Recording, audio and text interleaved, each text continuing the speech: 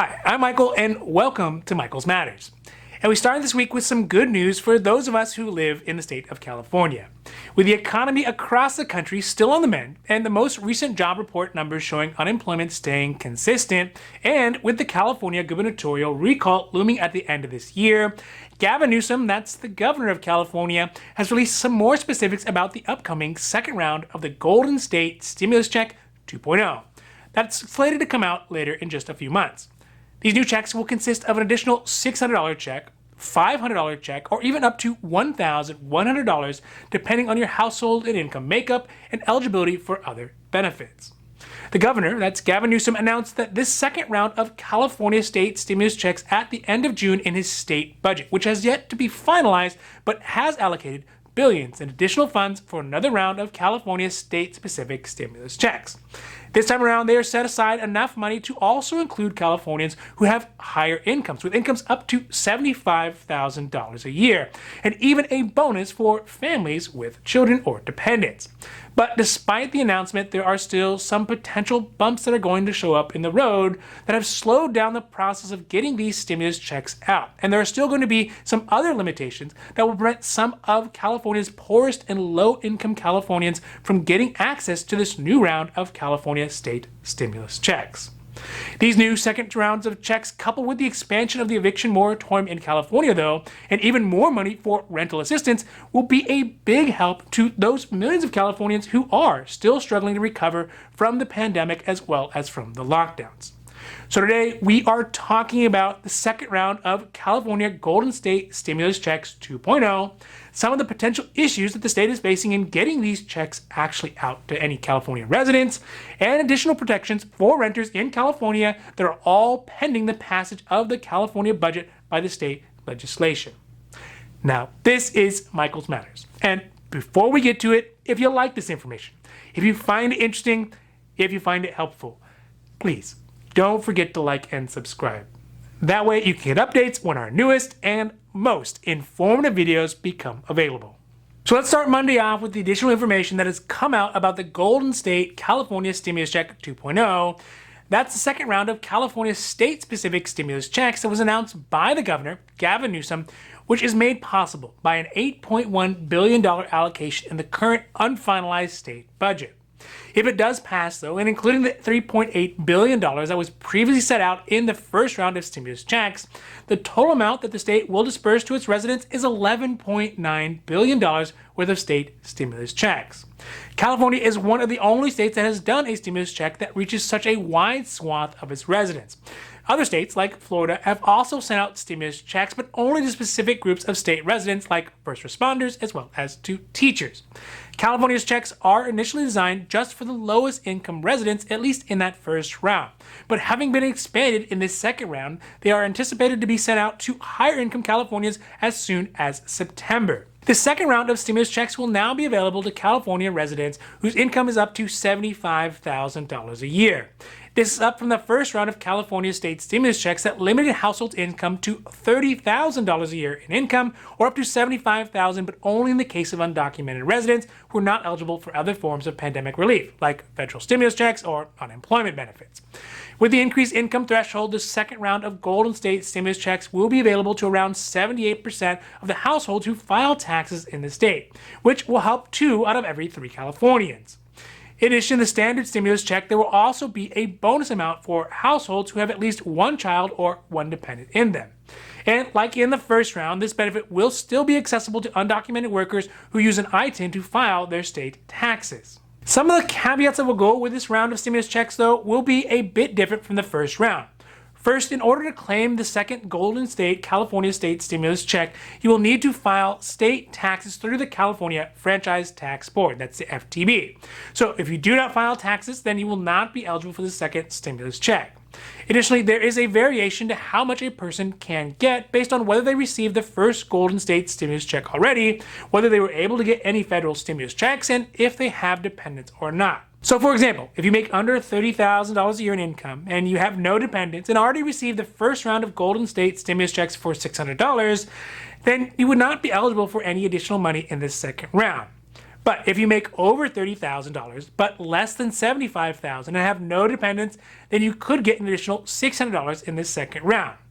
Now, the sweet spot, I guess if we can call it that, is if you make less than $30,000 a year, you did not get the first round of Golden State stimulus checks, and you have at least one dependent. In this situation, you may be able to get up to $1,200 from the first round, plus an additional $1,000 from the second round, which includes the bonus for having a dependent, totaling $2,200. Another important thing to mention about this round of California state stimulus checks is that the income threshold of $75,000 is still going to be the same for a couple as it is for a single person. So it doesn't have a higher threshold for folks who file taxes jointly like many of the other state stimulus programs or federal stimulus programs.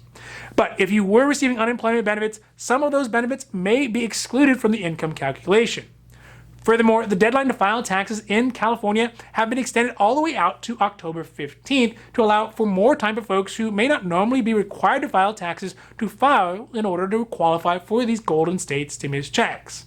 And lastly, if you already filed your taxes, you won't need to refile them in order to qualify for the second stimulus checks. It's going to happen automatically. Although these checks are slated to be sent out in September, there are not a lot of specifics about when exactly they will be sent out because of the bureaucratic and legislative gridlock that is happening in the state Congress at the moment. There is, though, a hard deadline for all checks to be distributed by July 15th, 2022 within the budget, but it is likely and really the most useful for these checks to be sent out by this year at the latest. According to the California Franchise Tax Board, that's the tax agency for the state, quote, recently, the governor announced a proposal to expand and add stimulus payments for more Californians. These additional payments are not yet available and are pending legislative action, end quote. The reason for this is good old-fashioned politicians squabbling over money. It's led to a budget not being finalized, and although a placeholder budget was passed on June 14th, it was just passed in gist and lacks any substantive specifics about how all the money will be spent. But the placeholder budget allows for the legislative process to continue with the assumption that all the specifics will be hammered out by the final deadline. The biggest point of disagreement revolves around a nearly $1 billion meant to be fighting homeless going to local and state governments. According to California state law, all budget proposals must technically be passed by June 15th, hence the June 14th shell budget in gist that was just passed. This is because without a state budget by a deadline, State Proposition 25, which passed in November 2010, mandates that, quote, members of the legislation will permanently forfeit any reimbursement for salary and expense for every day until the day the legislation passes a budget bill, end quote. Which really can be a lot of money considering that in 2019, Tony Atkins, the current president pro tem for the California State Senate, made $127,813 in total benefits, or $10,651 a month. So needless to say, there is still motivation for this legislation to get worked out before it's too late. First, because it's going to cost legislators money, but also because without a finalized budget, the new Golden State stimulus checks, they won't be able to get sent out to all of us. One of the biggest quandaries over this last year is how California, despite more than a year of lockdowns and economic turmoil, is actually sitting on a huge budget surplus in comparison to previous years. Something along the line of $76 billion worth of surplus.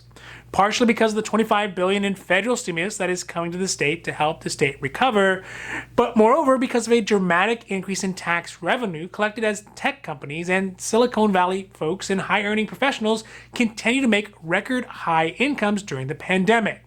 But this surplus in money has only brought out many disparate interests who have been traditionally ignored in the state for years with the excuse that there's just not been enough money to afford the cost of their causes. But one of the biggest budget items that was also announced by the governor and is vital at this exact moment is a $5.2 billion allocation in rent relief for low-income Californians. This rental relief was described by the governor as one of the, quote, largest rental relief packages the U.S. has ever approved, end quote. This new beefed-up rental relief package included in the most recent budget increases the amount of rental relief that Californian residents will be able to receive up to 100% of the back rent that is due, as long as they meet specific income and household size requirements. This could be seen as a more reasonable handling of the looming eviction crisis, as many of the more progressive members of the California Party are lobbying for a simple cancellation of all the rent altogether, which would leave many landlords who are mom-and-pop businesses without months of back paid rent. This, coupled with the new extension of the eviction moratorium in California out to September 30th, as well as new rules about who can be evicted once the moratorium ends, should be a big help to those millions of families statewide who are hopelessly behind on their rent. In the rest of the country, the national eviction moratorium is still set to end as of July 31st. Similar to issues with the budget that are preventing the second California Golden State stimulus check from getting out, there have also been some pretty serious delays in getting any of the already allotted rental relief from earlier this year out to renters who need it. In fact, of the $2.6 billion that was approved by the state legislation, only $61.6 million has made it into the hands of qualified California renters. This means only around 5% of the 5,442 applicants who applied for it statewide actually got it.